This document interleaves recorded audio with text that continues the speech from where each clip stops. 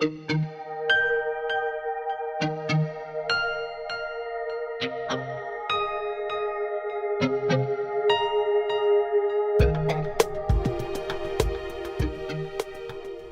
think that the Nott is the most beautiful building ever. This is as beautiful, if not more beautiful, than most of the buildings and structures that we saw all throughout Europe.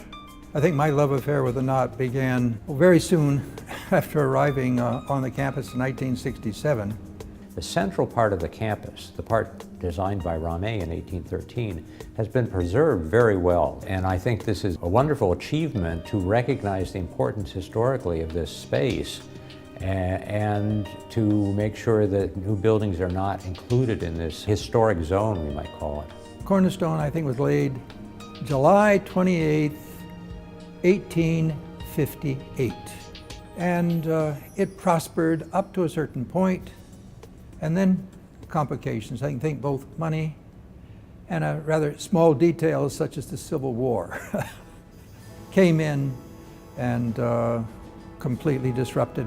Many of our students went off, and many of them to die, sadly, in the Civil War. Of course, the alumni were devoting their attentions to other matters, and we returned to it after the Civil War. There was a considerable delay. The student body became quite annoyed with the board. I think they had a mock ceremonial burial of the Board of Trustees, which gained some attention here around the Nott, the foundation.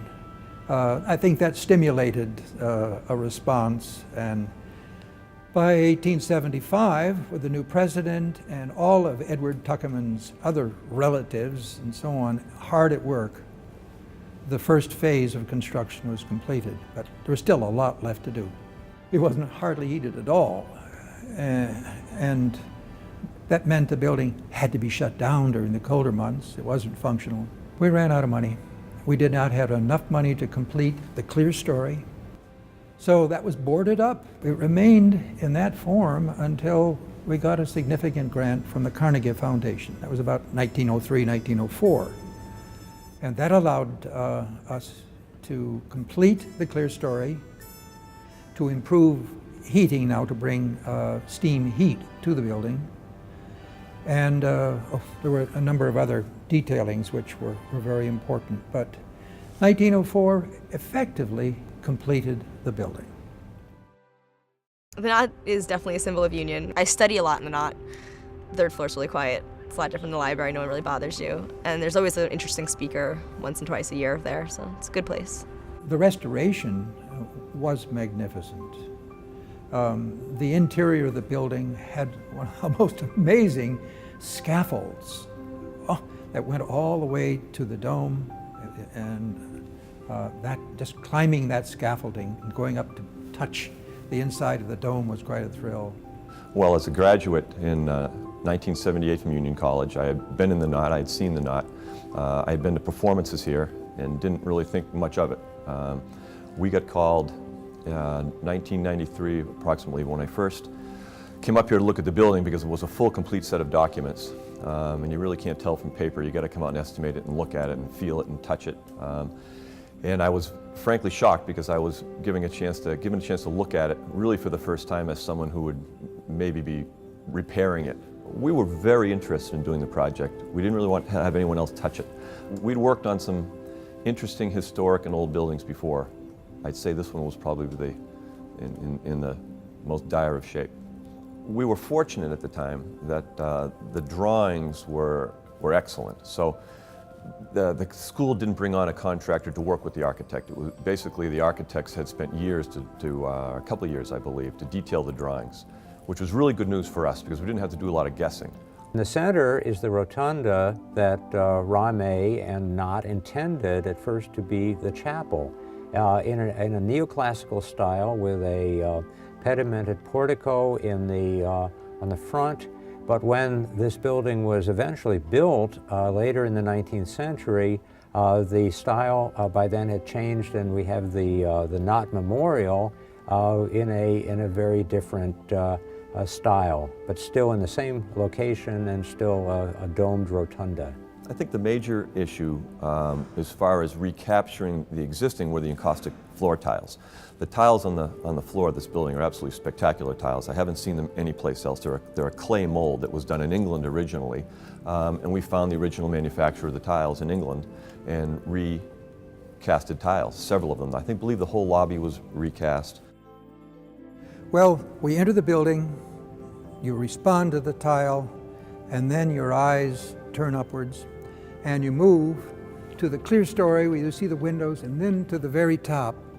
And when we did the restoration of the building, we labeled each tile, we saved each piece, and with its record, and it remains in our archives.